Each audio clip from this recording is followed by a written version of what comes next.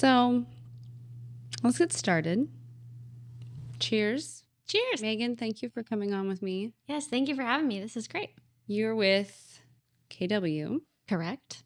How long have you been in the industry? Let's start off with that basic question I ask everybody. I'm coming up on about 10 years, actually. Yeah. Wow. Yeah, give or take a little bit, but yeah. Now, what made you get into the business? Oh gosh. It's a little bit of a long story, but also not. I worked in sales after college for several years. And I liked that. I don't know that I loved sales, but I liked people. And of course, that was great for that. Kind of a retail sales sort of situation. Yeah. So I did that. And then my husband and I were married for like 5-ish years. Then we started a family. I had the privilege of staying home with my daughter for right at a year. And about that year mark, I decided, I kind of told my husband, I need a job. Not that I needed an escape, but I needed a little bit of normalcy and I needed some adult interaction and I needed maybe a little more structure than I'd had in a while. So I honestly didn't care what it was. I'm like, I'll seriously do anything. So I ended up with just like a receptionist sort of position, which was actually really interesting because I worked at a company that did concrete finishing and like acrylic countertops and that kind of stuff, which was fascinating. I learned a lot of stuff and I really enjoyed that. But after being there for a while, I thought, okay, I've gotten used to sort of being back in the workforce on a part-time basis. Now, like, what do I want to do with my life? What do I want to do when I grow up? The ultimate question. I know, isn't that silly? It's not like I was 20. I mean, I think I was 28 at that point. Oh my God, I'm aging myself. I do the math, people. Do the math. Anyway, so I just thought on that. I thought on it. And at the time, my husband worked in the title and escrow industry, which I'm familiar with. You're clearly familiar with. Yep. And I didn't love what he did, but I saw the people that he interacted with on a daily basis, which by and large is other people in the industry, real estate agents. So I saw what they did and I saw how they interacted with one another. And, I just thought, I think I might be interested in that. So I said to my husband, I'll never forget this. We're driving along and we are getting ready to pull into our driveway. And I said, honey, I think I want to be a realtor. And he pulls in the driveway, like slams it in park. And he looks over at me and he goes, what? And I was like, taken aback. Okay, that's not the reaction I thought I was going to yeah, like I'm super interested in it. I think I might want to look into that. So anyway, that's another story why he reacted that way. But he was shocked nonetheless. And he said, okay, well, let's talk about that. So we talked about it over dinner and he said, well, you do what you want to do. But what I would suggest is at that time, we were friends with John and Wendy Price, just friends through the community. And he said, I can't think of anyone that knows real estate better and would be able to answer more of your questions than Wendy. He said, so I really suggest give her a call. Maybe you guys could go to lunch or something and you could kind of hash it out. Like you could ask your questions and see if maybe that is something you want to pursue. And if it is, I mean, it's a profession. It requires licensing and training. And so we're going to need to know what all that looks like. So why don't you go talk to Wendy? Anyway, long story short, that's what I did.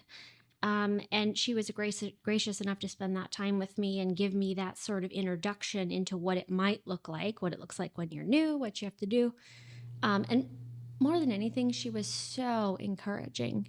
I will never forget and can't be grateful enough for her support and how she treated me during that lunch we had, because she just made me feel like if you want to do it, you totally can. You'll be great.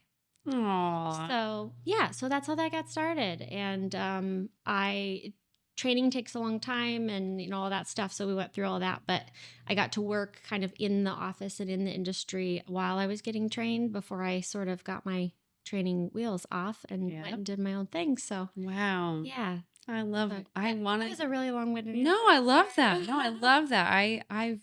Wendy's been mentioned quite a bit on here Mhm. already. And I've been really trying to get her to get scheduled to talk with her because I feel like she knows Yeah. so much. Well, we have, I say we, myself and my colleagues, in our local industry, we have a lot of, I almost said women, and that's not really fair, but a lot of them are women. Uh-huh. We have a lot of agents that are seasoned and experienced and have this wisdom, and Wendy is absolutely one of them. Yes. Anytime I get to spend time and visit with someone like that, like her, I cherish that because they've seen everything. Mm-hmm. And real estate changes just like everything else. And the way things were maybe when someone else started their career, maybe a 30-year real estate agent, it's just fascinating to hear how they got started, what they had to do, Yes. what their highs were, what their lows were, what challenges, like what did your day-to-day look like? I love to ask that question because technology has transformed every aspect of our life, and real estate's no exception. So For sure.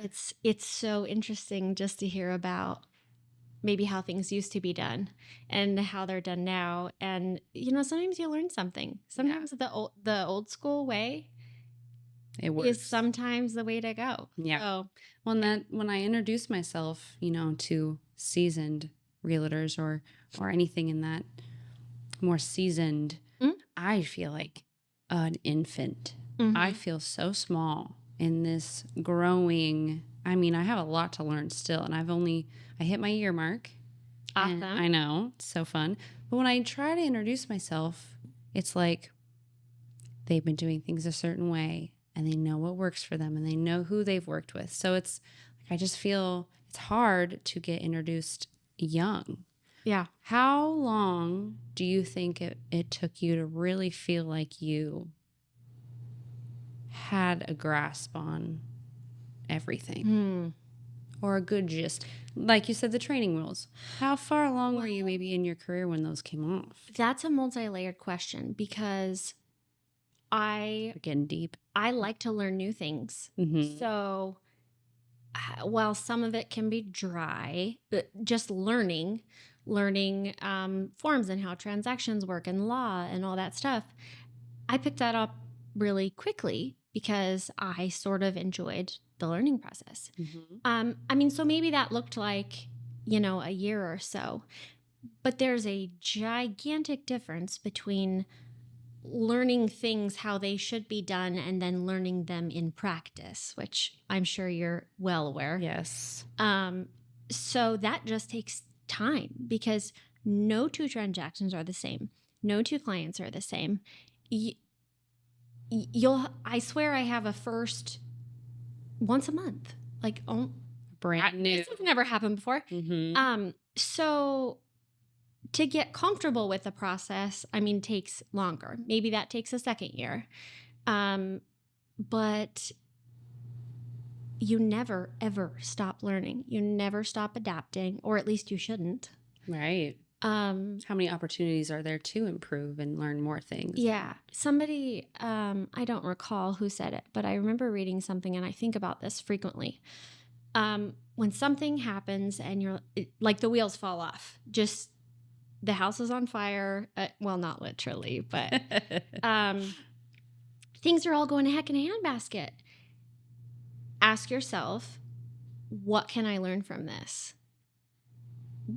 Because there's always something. Yes. Like you don't have to say this doesn't suck because it does. Right. But once we get this wrapped up and the dust is blown off and what can I learn from this? Especially in a struggle. Yeah. Yeah. So there's always something.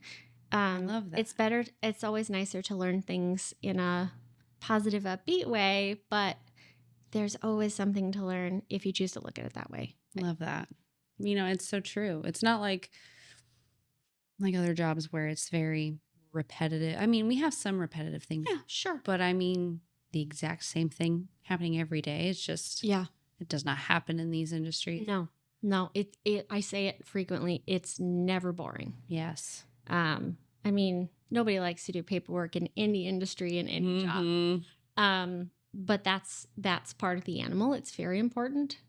But yeah, it's never boring.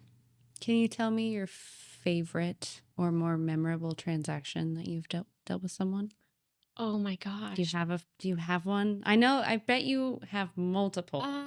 Well, it's funny because I don't think about the transaction. I think about the people, and then I'm trying to remember the details of the transaction. The house itself, Yeah. because that's not really what's in my memory. It's my interactions that I had with the people. Yeah.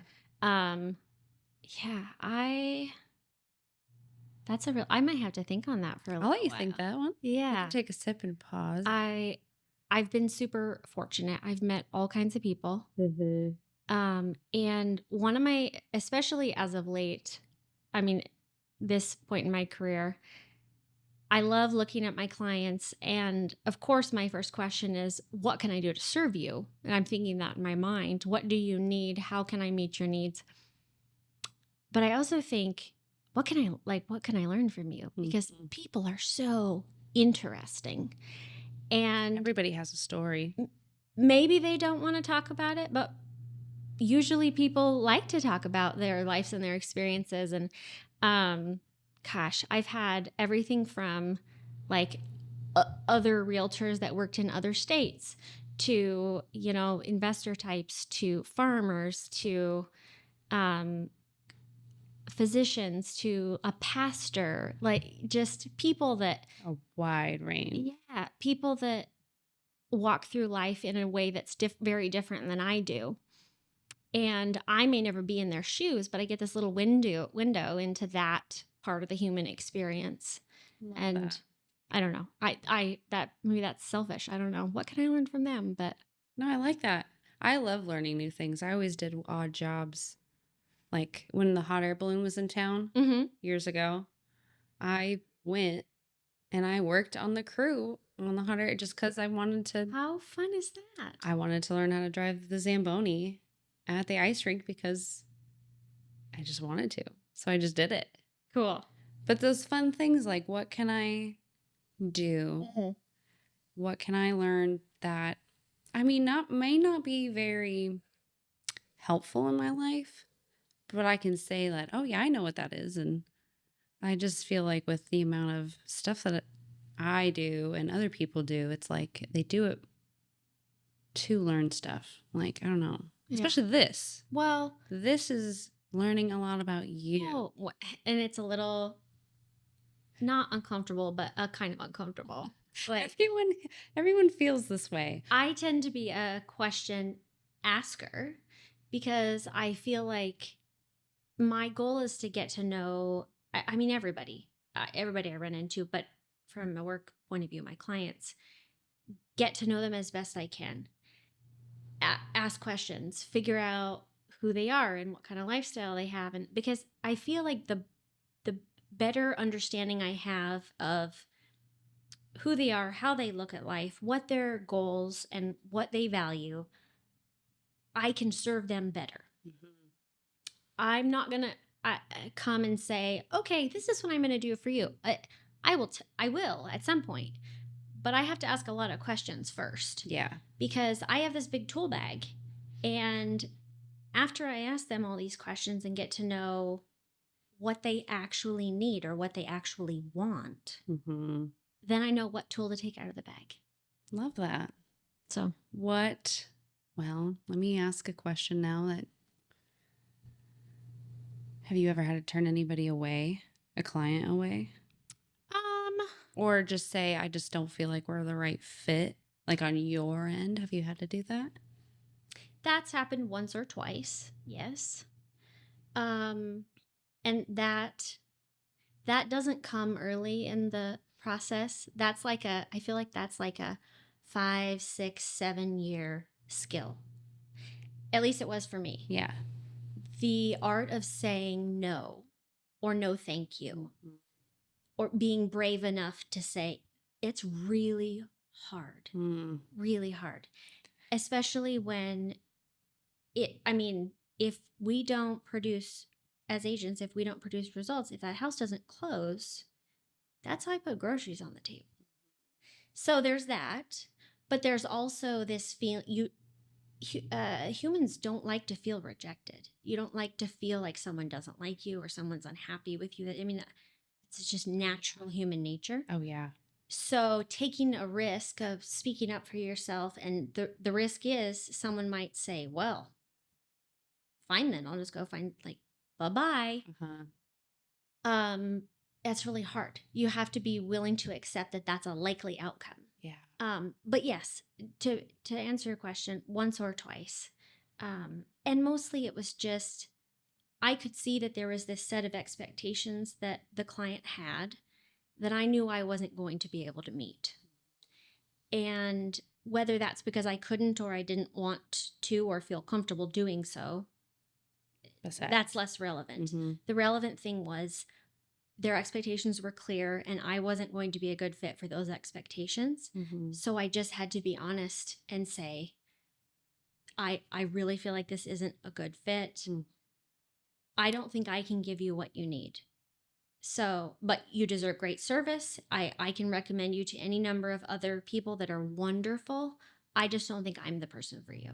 Yeah. And that was one of the, those are really, really hard conversations.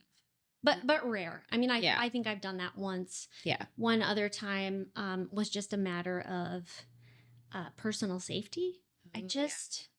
I think we have to, any real estate professional, but especially women, we have to be very careful. And it's really important to just listen to your gut. And you get a feeling, you get yes. And if I'm wrong, okay, great, I'm wrong. Like maybe I made myself look foolish, but oh well. But if I'm right and I ignore that and I get myself in a position that's not safe, it's just not worth it. Totally. So in that situation, I ended up finding a very confident male colleague to help that person. Oh, good. Yeah. No, those gut feelings, you can't shy away. Yeah. We get some, as I work down at groundwork, we get some people that come in that, give off kind of a vibe or give off that weird, and a good chunk that work there are women. And it's, I mean, we all try to stick together. We never, but it's that like fear that we still have to worry about those kinds of things. Well, especially if you're like out showing houses by yourself. Yeah. Yeah. It's, it happens a lot that you'll get a phone call, hey, my name's John Smith. I want to go see 123 Main Street. Like, can you meet me there tonight at 6?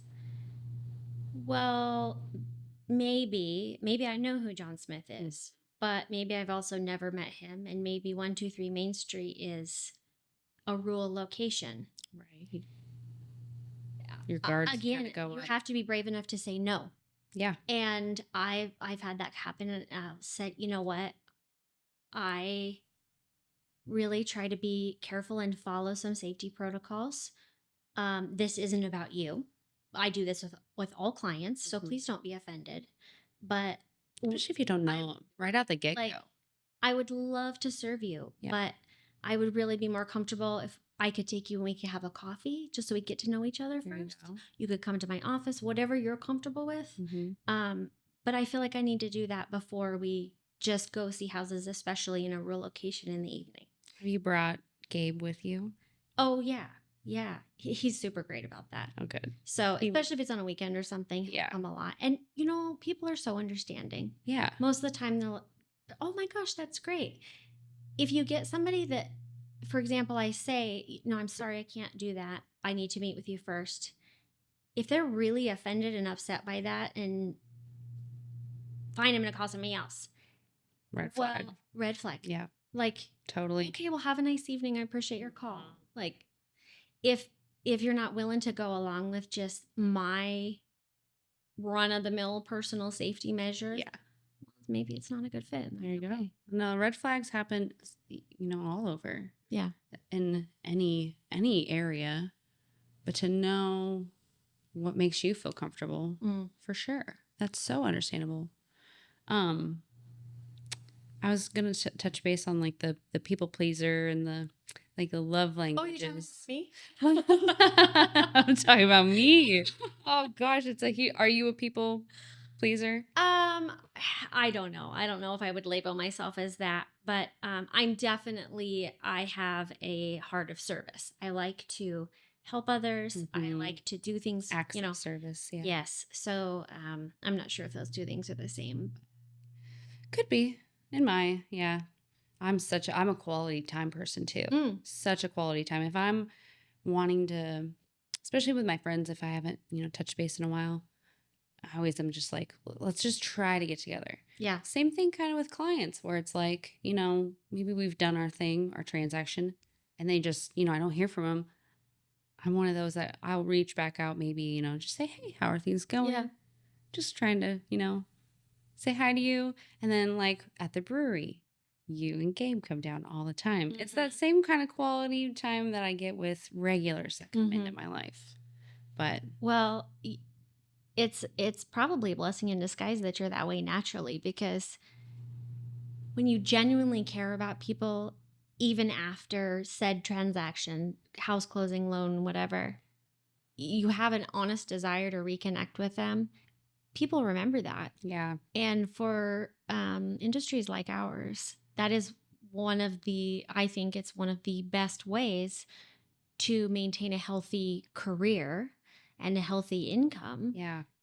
because you're maintaining healthy relationships and people know that you genuinely care about them. Well, and maybe too because of when I started and things have been so slow that I have my handful of people that I've worked with, and a big portion of them haven't been able to even maybe get pre-approved, Mm-hmm. or maybe not finding the right house. So it's like I have this small, maybe once I get some more years under my belt and more, like maybe the market won't be as crazy as it is now, to a more norm. I feel just like very, oh, what's the word, protective over Yeah. those people, because it's like, I don't know, they're the start of my career. That's awesome, though. It's like y- starting your career in a downtime, a lull, whatever you want to call it. Um, People that do that have some of the best, most successful careers, because you develop all of those great habits that we should all probably have. Mm. So I think it'll pay off in the long run. Thank you. With the amount of years you've had under your belt and seeing the downs and the highs, they both, have pros and cons. Mm-hmm. Do you feel that there's a sense of a change before things go bad, or is it very much more of like a blind side, Well, I think that depends on where you're looking for the change. I mean, s- working in the industry, you get that gut feeling, especially after you've worked in it longer. But then there's some people that are data people. So there's data you can get from credible sources, and I don't mean the news headlines. Mm-hmm. That shows the direction things are going in, and you can, it's like the Track it. stock market, for example. Yes. Real estate's no different. Real estate's a market, Mm-hmm. just like the stock market, just like commodities, so you can look at what's going on now and look at the trend and look at historical trends and create some sort of a prediction of what might happen, much more accurately than just guess. Noticing it from day to day. There's this third pool of people that get all of their predictions from the media, and I won't go down that rabbit hole. But that we all know that a lot of that information can be very misleading. Yes. Its purpose is maybe something other than strictly educating you. So I don't know. I think it depends on what kind of person you are and where you're getting your information, whether or not you can sort of understand what's going to happen or what direction we're going in. Yeah. Um, I think the best thing you can do is just try to educate yourself and try to get your information from lots of different sources. Credible Yeah. sources. Whether that's research on your own or talk to your local professional or, it's just hard. There is sources. Yeah. Oh, absolutely. Yeah. People tend to take rumors just like they are the truth. Yeah. Well, any kind of information that's delivered emotionally or has an emotional connotation, that's what people remember. Our brains are wired to work that way. Right.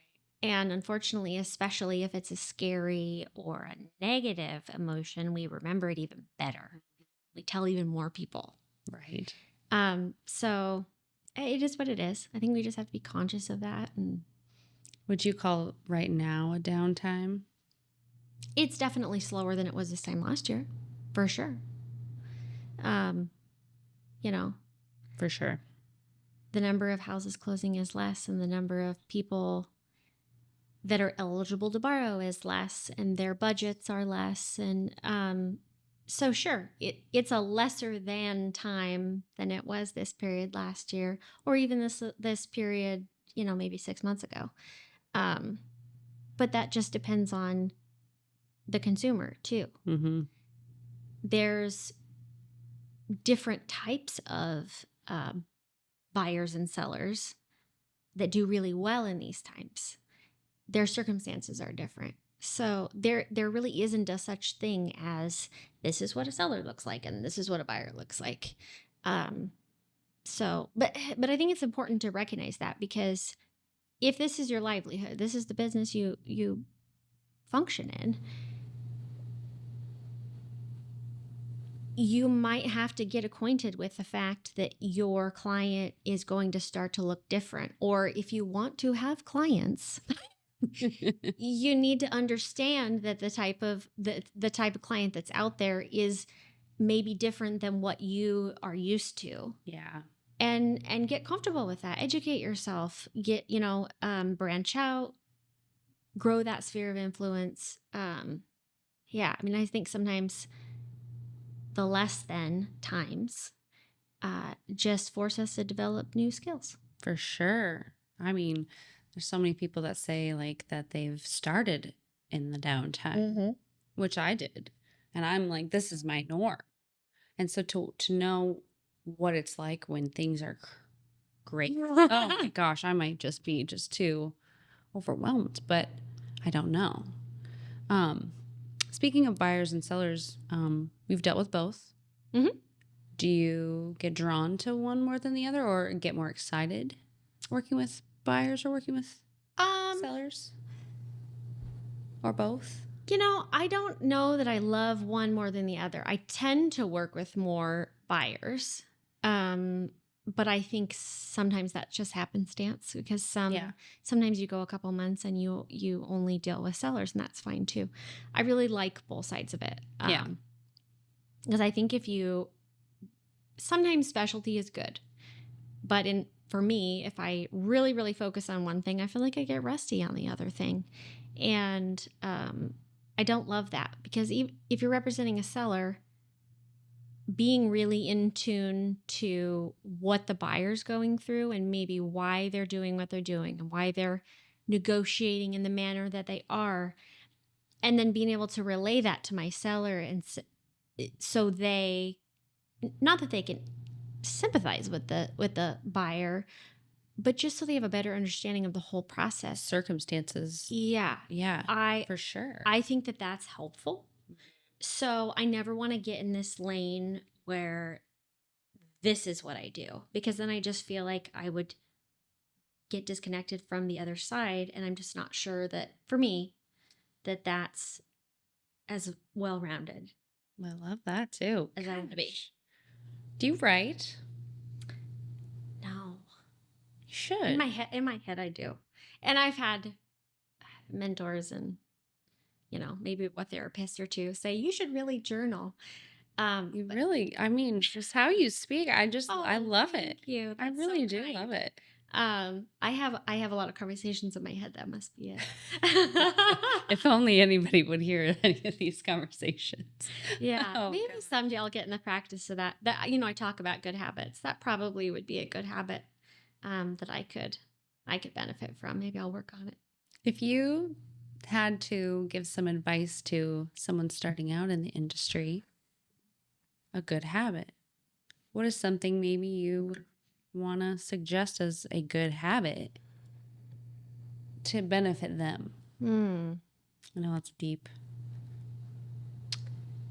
Well, I could probably give you some sort of habit about making calls and tracking and maintaining your sphere of influence and all this. And those are good habits. But I think probably what I would say is don't be afraid to think outside the box and don't underestimate yourself. You're capable of way more than you think you are. And don't let your fear limit your ability. Gosh, that was good. Should be on a shirt. But I mean, we all do that. Yeah. We all, Mm. I do that. I second guess myself I did all that. the time. I still do it. All the time. Even if I know what I'm saying is 100%, I still am just like, Yeah. you know? Yeah. And that doesn't mean we're always right. Mhm. You have to be willing to fall on your face if you want to grow as big as you can. If you want to reach your potential, you have to be willing to fail. And if you're scared to fail, you're never going to grow as much as you could because you're letting that hold you back. You have to be willing to fail. You have to be willing to look foolish and say the wrong thing and flub over your words. And I've never done that. Damn, But that was good. yeah, I mean, Really, it's so true because in this industry, there's always something that's, you know, it, almost every transaction that maybe I've had, there's always been something oh yeah, that's happened. yeah. And it will. Like, Yes. don't fool yourself. Something will go wrong, but that's okay. But to try to give that a picture perfect, I'm doing everything correctly, image, it's like, no, Mhm. authentically, realistically. Yeah. Yeah, that's great. And just, yeah, talk to everybody and ask questions. Don't be afraid to ask questions. I think sometimes the worst thing we can do to ourselves is pretend like we have it together Oh, yeah. or pretend like we know what's going on or what should be done when we actually don't. Mhm. Because again, you're limiting yourself. Whereas you could say, be brave enough to say to somebody, a mentor or someone you trust, I feel like I'm in over my head here and I'm not really sure what I need to do. Do you have a few minutes? Can I just talk through this with you so I know I'm going down the right path? I was so fortunate and still am to have some mentors as I was learning that their office door was always open. And if I would knock and say, "Can I have 5 minutes of your time? I'm really struggling with this and I just want to ask you a quick question." Always. Oh, come in, always. And that time, that 5 minutes was priceless.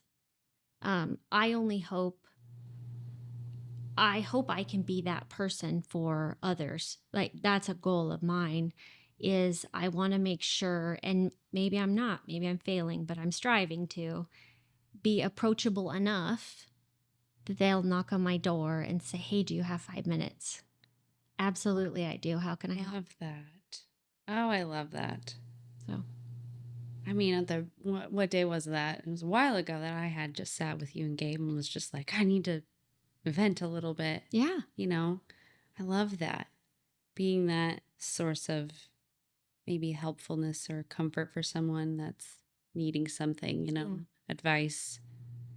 Gosh, you really, I don't know, you are on the right track of being that. If that's a goal of Well, yours, I hope so. you really are. I just want to pass it on Yeah. because I know how how good that felt to have someone make that space for me. In the need that you needed it in. Yeah. And I think my clients absolutely benefited from that. So, For sure. but like I said earlier, you have to be brave enough to say, I don't know what the dickens I'm doing right now. I need to phone a friend. Honestly, that's kind of not that, the loan officer stuff really taught me, doing all the schooling and the test and, but day-to-day life, sitting down and getting information from people or just understanding how they work with this, that's my goal, is to either share more knowledge with other people that just didn't know or a way for you to just show how you are and for me to get to know you and for you to kind of get to know me. So I love that. Well, I appreciate a good conversation with anyone. And I think sometimes we get to, through conversation, I think sometimes we get to know ourselves too. I think when you like this, when you really have a comfortable, genuine connection with somebody, it's almost like being hypnotized. I think sometimes things pop out of your mouth. Right. It was like, did I just say that? You probably shouldn't have said that to you. But okay. comfort. But that's I love okay. that. That's okay. Yeah. Is there a way that you see like the mentor thing, like with just people in your office or just like any real estate person in the industry? Have you really looked into it, or is this? Well, that's a really great question. So at KW, they do have some really wonderful mentoring programs. They have some great structured programs. But I see, and that's great. I will participate in that when and if possible. But I don't think it always has to be so formal. I think sometimes it's just Knock on the door. And hey, do you have 5 minutes? Yeah. And as far as offices, I don't care. I don't care what office you choose to land in or what your affiliation is. From my point of view, that's a business decision. You've made we're all independent contractors. Yes. You've made a decision for your business. This is where you're comfortable. I made a decision for my business. This is where I'm comfortable. We all do the same thing. The affiliation to me means little to nothing. Who you are as a person and how you operate as a professional and maybe whether or not you're a friend or whatever, those are all relevant things. But I don't care what office you're from. But the ultimate goal is the same. Yeah. For sure. Yeah. We all work cooperatively with one another every single day. That's how our jobs work. That's how our clients reach the outcomes that they're desiring. One agent works on one side and the other agent works on the other side. It doesn't matter what it says on the bottom of your email signature. But put that on a shirt. Gosh, you're quoting things left and right. Well, maybe I need to write this down. Like you really do? I think so. I mean, if you've ever considered would you write a memoir?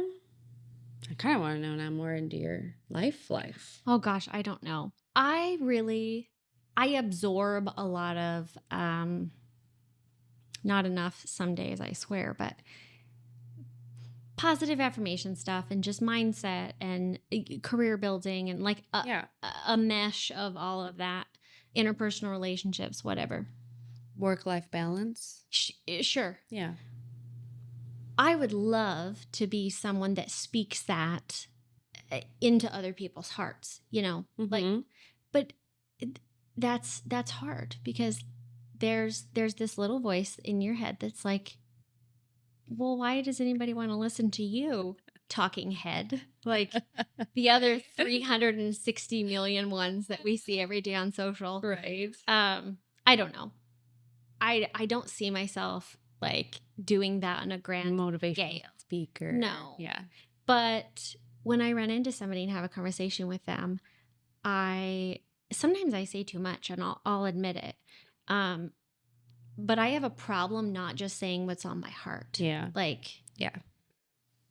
For sure. you That's know, me.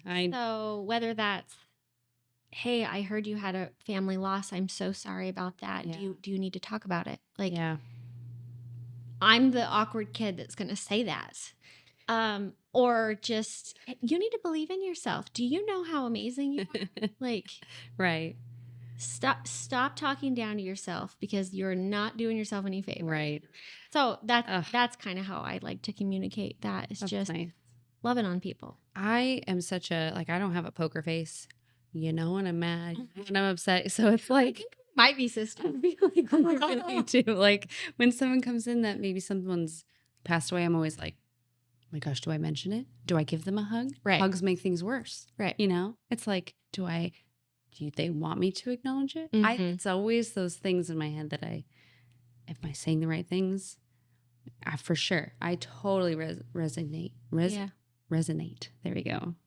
That's hard. I know. And I think sometimes you have to be willing to fall on your face. Like, someone's not going to go, I am so offended that you just brought that up right now and gave me your condolences. I don't even want to speak to you again. That is so awful. right. You're so right. Or they might be too emotional, and Yeah. you just say, you know what? I'm sorry I brought that up. If you feel like talking about it again, we can another time. Now, moving on. But like, You caught yourself. I feel like I'd get in a situation where it's like, oh gosh, now I just don't know how to save it. You totally Well, gave the recipe. I have made myself look, I have taken this foot and shoved it in my mouth enough times that I'm like, oh, this again. Here's what we do. It's awesome. This is not talent. This is just learned. Lifelong lessons. Yes. Let's then, okay, let me ask a big question Oh, God. that I feel like not a lot of people have been really honest with me with the market. I'm scared. No, don't be. It's not too bad. It's just something that I just know that deep down it's not the truth. Okay. Because when I'm experiencing it, I ask, how are you doing in this downtime? How are you doing with this change? And it's like, deep down, we're all doing terrible. Mm-hmm. It's all, Yeah. pardon my French, it's all shit. Well, the truth is, and I mean, I said this earlier, but if you don't sell houses, the bills don't get paid. Yes, for sure. That's the truth. Same with me. Showing houses doesn't make you money. Nope. All those Advertising houses, late open night houses, phone calls. 375 miles in 3 days on your car. Like, nope. 100 text messages. Nope. So, yeah, sometimes that's just rough. To answer it, I mean, when people ask, especially like just with that loan officer real estate, I feel like when I ask people like that, I'm like, how are you doing? They're like, they try to be like, oh, and they try to soften it to make it seem like they are doing okay. But it's like deep down, I want to scream like, I'm so new that it's terrible. So to get that real authentic to tell people, and you want people to still like buy houses and stuff. And if it's right for them at the right time. And Right. But to really say that this has been a struggle for sure. Like, I don't know, how did you do during COVID time? Well, there's a lot of layers to that, but the real estate world was one of the rare things that was twice as busy during COVID. And maybe that's because of where we live. Right. And there was clearly such a demand for our area and our state. Yes. And interest rates were rock bottom. And there was a lot of reasons for that. Mm-hmm. So we were busy. I mean, my husband and I both were like, we Working probably should from interact. home. Well, yeah. Yeah. So we had 2 home offices. Yeah. And we have one child at home. She's 10 now, but at the time, she would have been 8 or 7 or 8. Yeah. Good job, mom. You can do math. Uh, but she's an only. Yeah. So that's not nearly as much work as some families with multiple children. But in some aspects, it's a lot more because we are her social interaction. For sure. It was that family dynamic piece was hard because my husband and I were both so busy.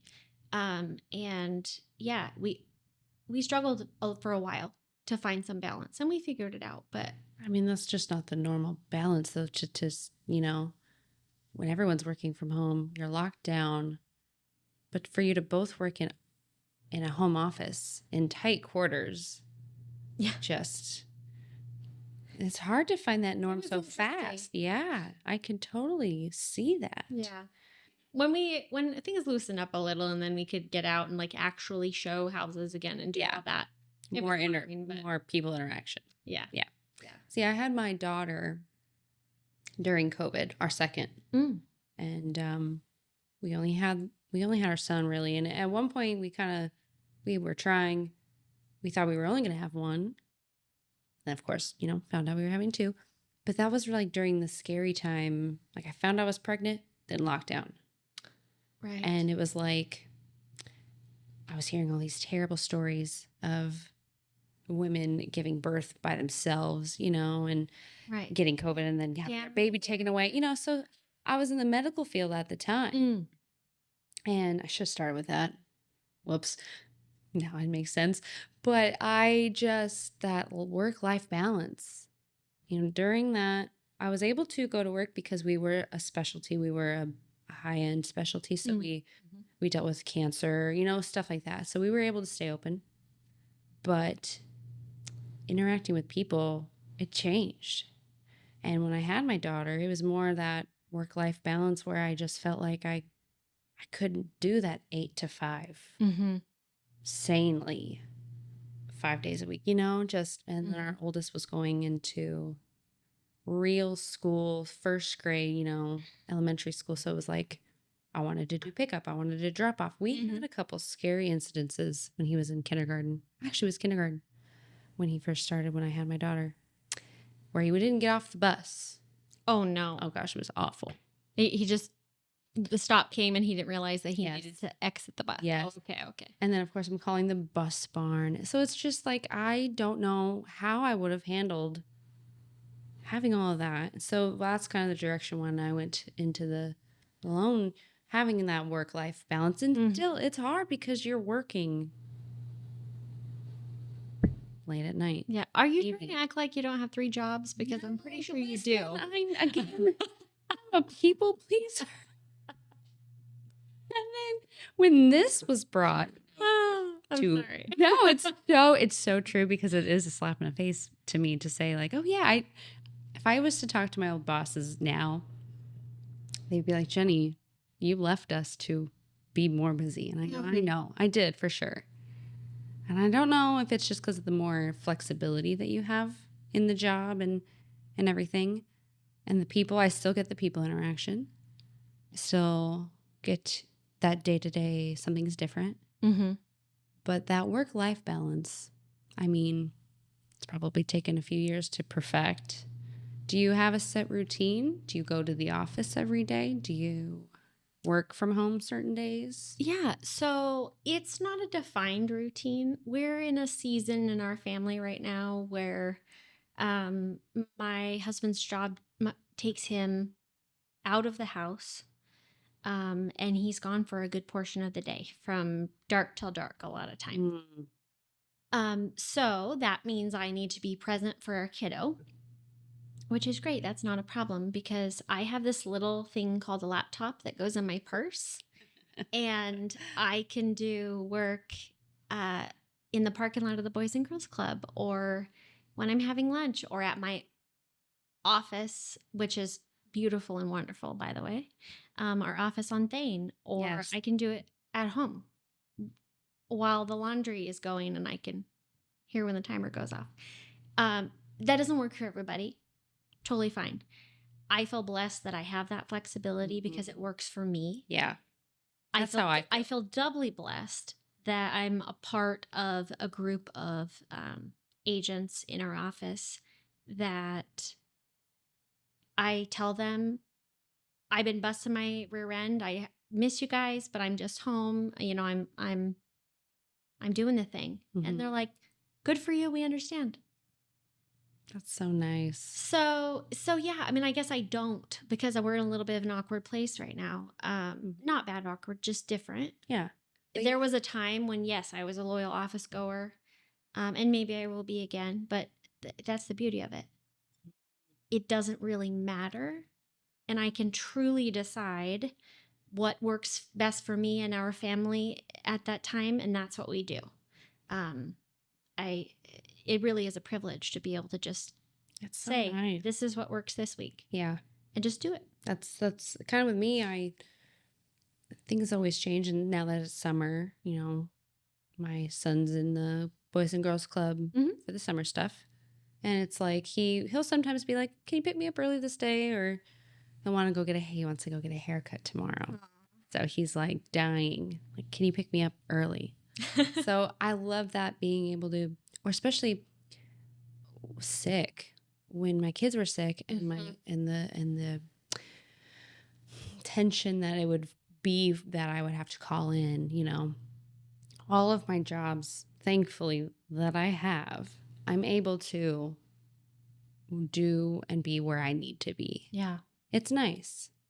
But again, it's also hard with it being in kind of a downtime with the loan stuff. I'm kind of doing other things to kind of fill up my time, because I don't know, I kind of go crazy if I don't have anything to do. You know what I say to that? Good for you. Like, there's this is my perception. So I'm not going to say this is a thing. I'm going to say this is what I have felt during my time in the industry. There's been this perception that if you're not a full-time realtor, if that's not your job and your only job, then you're not a good realtor. Well, if you're not doing it full-time, if you have to go get another job, well, then you must not be busy enough. Insert eye roll. I feel that. Oh. I think that has started to change. I have really felt that start to change in post-COVID. Yeah. But regardless, I think that's crap. Because if you're going through a slow time and your family has a need, or you have a need personally, and you're able-bodied and you see an opportunity to fill that need, go do it. Yeah. To hell with anybody and their opinions, because you should be proud of yourself for doing what needs to be done for you and or your family. I feel that so. That really, again, resonated really well with me. I have I'm like an entrepreneur by nature. So that doesn't mean I'm good at everything. I fail at a lot of things. But my brain is always like, oh, I could do that. And then the wheels are turning constantly. So I have a handful of things that I do. And some of them are for fun and some of them are slightly lucrative. And my career is in real estate. And if my clients need me and my current schedule in real estate, my current workload dictates that I need to focus 98% of my attention there, well, that's what I do. That doesn't mean I'm not an excellent realtor. Amen. Because I have these other things that occasionally I focus on. Yeah. Because I'm taking advantage of opportunities. So if I had a message, you asked earlier, maybe to other agents or whatever, do your thing. We're multifaceted humans. You're not one thing. Right. So volunteer or be with your kids or have a side gig or whatever brings you joy and fills that need. And be proud of yourself. That feels so deep, because me and my story, I do things that kind of give my name out there to people and just talking. And I feel like if I didn't have that, and it is a downtime. It's like, what am I doing to try to improve my business, or what am I doing to try to improve my Right. goals, and it's like, yeah, I got that. Someone was like, you're not in the office every day.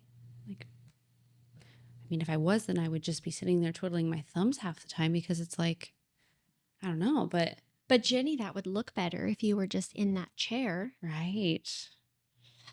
I know. But Insert again, it's payroll. like a paycheck. Like, I get, if Yeah. I'm not closing loans, if I'm not, Yes, doing that, then it's absolutely. like I have to be able to put some sort of effort Mm-hmm. into supporting my family. But we're moving into this time in our society where they used to call it moonlighting, and moonlighting was this really bad word. Like, literally, businesses would have in their employee policy that moonlighting was not allowed, i.e., you are not allowed to have any other kind of job. Mm. Well, that word, I feel like, is retiring itself, and now we call them side gigs or whatever. Probably Entrepreneur. sure That you've had some said. of yes. So that's becoming more and more acceptable, which I think is wonderful. We're not quite there yet. Right. The community we live in is beautiful and wonderful in so many ways. Sometimes we're slow to adopt new ideas. Yes. That's good and bad. I'm not saying that in a judgmental way. Right. But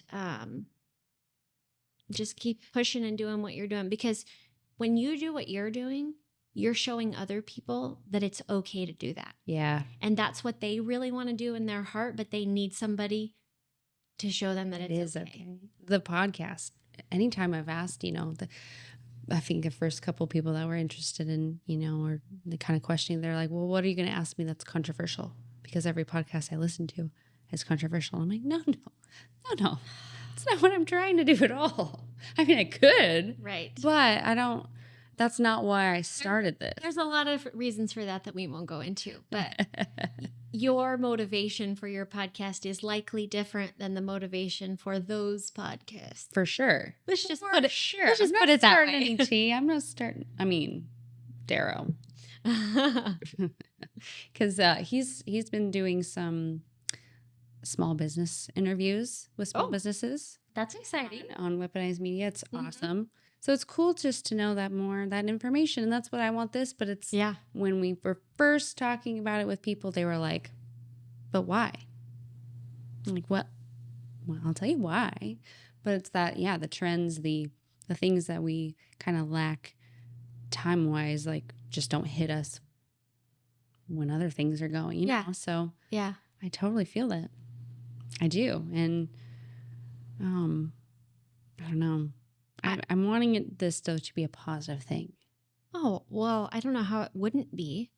If someone wants to decide it's not positive, well, then I'm not sure they can be helped.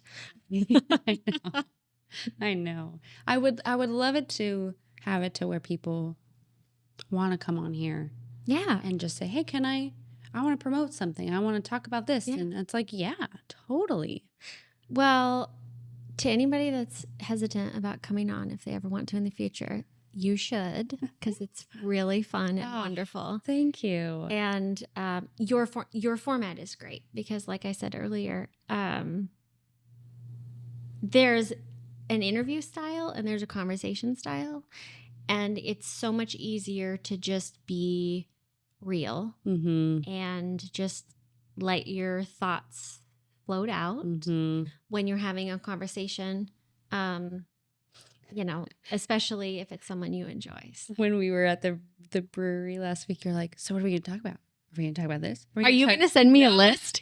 I was like, I mean, I don't really know what I mean, again, I have like a card to just, when sometimes conversations just kind of lull and it's like, oh, sure. Okay. But I don't know. I don't. Or sometimes Megan goes down a rabbit hole and we end up in southern Idaho. Like, how did we get here? What happened? The stuff, though, I mean, just was so deep. But for me personally, it hits right on the dot. Oh, awesome. So this was just awesome.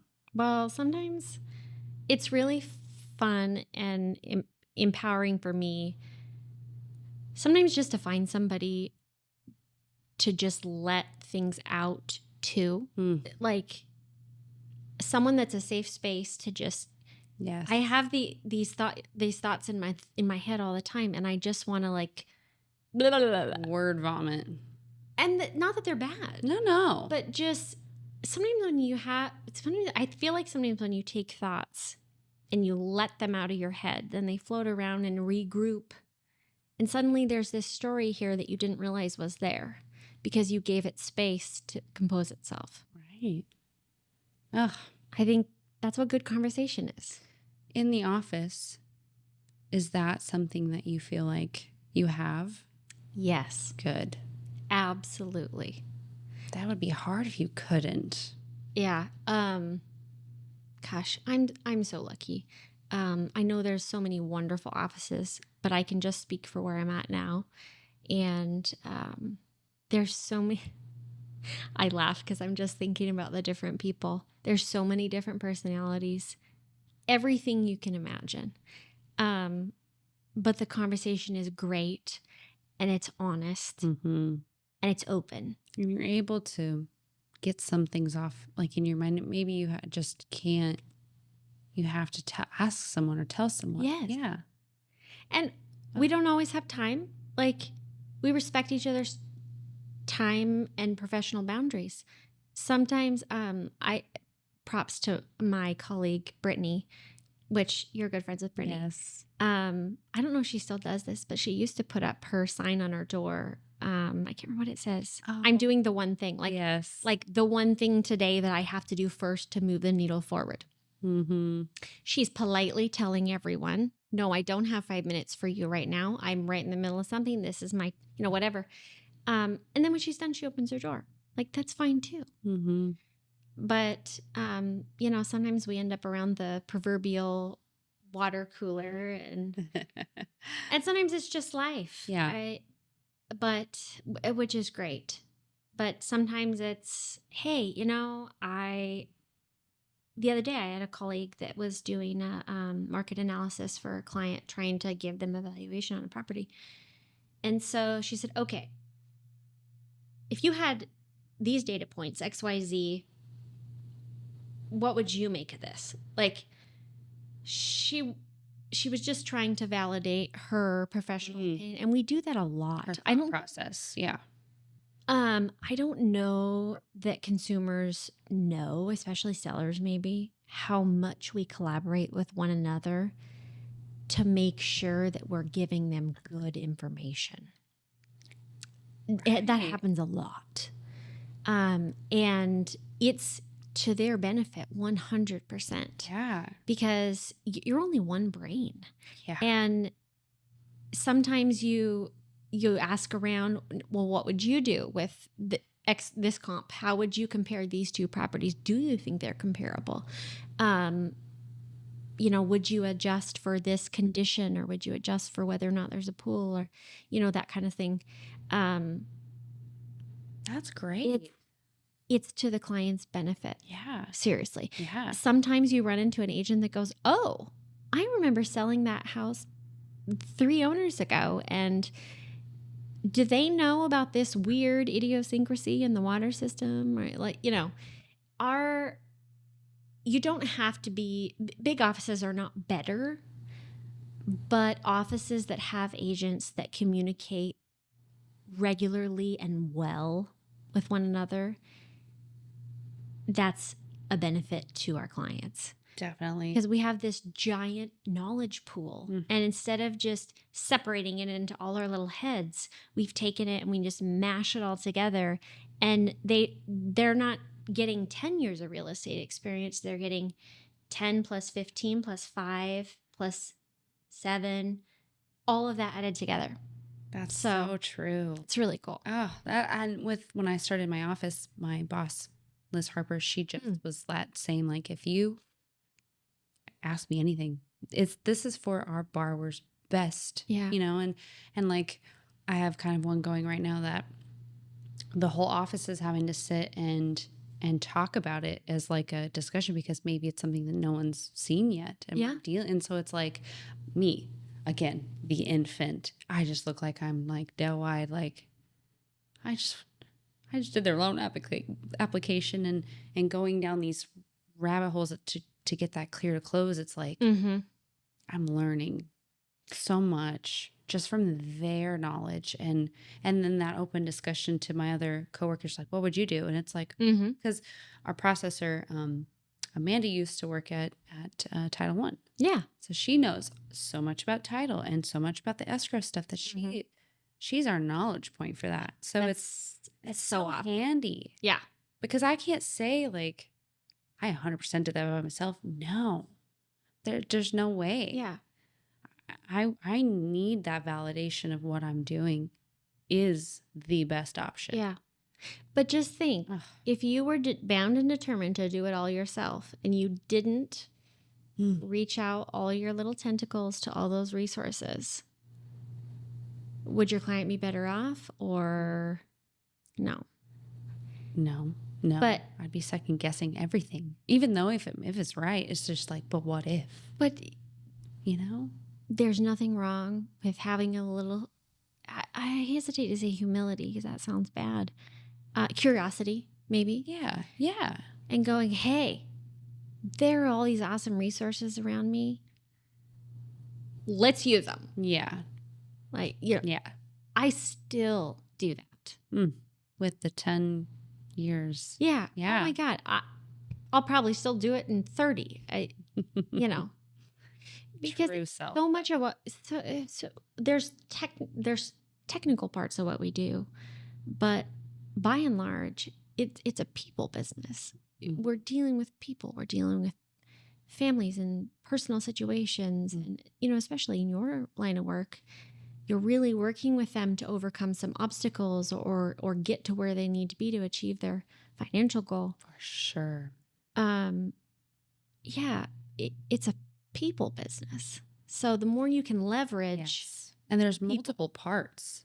Oh, yeah. You know, so it's like, even though my side might be okay, well, something else just might. Yeah. You know, so it's There's like so many. Oh my gosh. That's one thing about real estate / lending. I mean, the whole, when I say real estate, I really think the whole lending, thing. escrow, title, appraisal. Yeah. all that. Mm-hmm. Same. There's so many moving parts, so many, especially in your world, so many humans that like touch a file. Yes. It's a lot. It's way more than anybody could ever comprehend.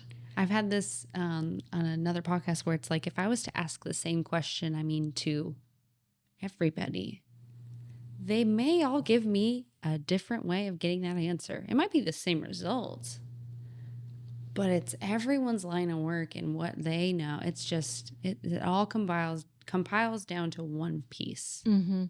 And for sure, it's a structure format. That's like, this has to happen. This has to happen. And for me, I just want to know that my block in everything is solid. Yeah. And with the amount of time that I have under my belt, my block only gets thicker. Yeah. Is that a good analogy? Yeah. No, I totally understand where you're coming from. Trying to be all metaphoric, and you can just spit out things so natural. Oh my gosh. You're so kind to me. Thank you. No, it's true. Because I just feel like I just can't, I don't know. I can't find the words. Pop out a stupid metaphor. Not a brick. I'm not kidding. I just spent a lot of time saying stupid. Such a people person. I love when you and Gabe come down to the brewery. Oh, me too. It's so fun. We usually only go once a week if we go, but it's like, well, I'm not going any day but Thursday because I want to say hi to Jenny. So I know there's bingo tomorrow, and there's always that group of people that only go to bingo, or the whole group of people that only go to trivia. I swear, it's just all the time. I'm just happy to be there. I love it. I just tell Gabe that as long as you don't make me play bingo. I know. He loves it. I know he which does. is fine. But I'm like, trivia. I just want to visit. I don't want to deal with that. He was super into the trivia last week. He had all his scratch paper. That one was fun. Good. I love trivia. It's great. Great. Good. Again, with the amount of age range that comes in there, Mm-hmm. I don't want people to feel like they just are there's topics that are just, I want it to be something that everyone kind of can relate to. And Okay, I feel that. But Jenny, you have got to stop being a people pleaser because that's literally not possible to please everyone. No. Just be you. I And they'll be know, happy. I know. I'm getting better. I can say that for sure, but it's such a struggle. Ugh, I don't know. Is it a struggle or is it just more of a self building up? Yeah, you do a good My job. brick is getting thicker. My favorite. Yes, your brick is getting thicker.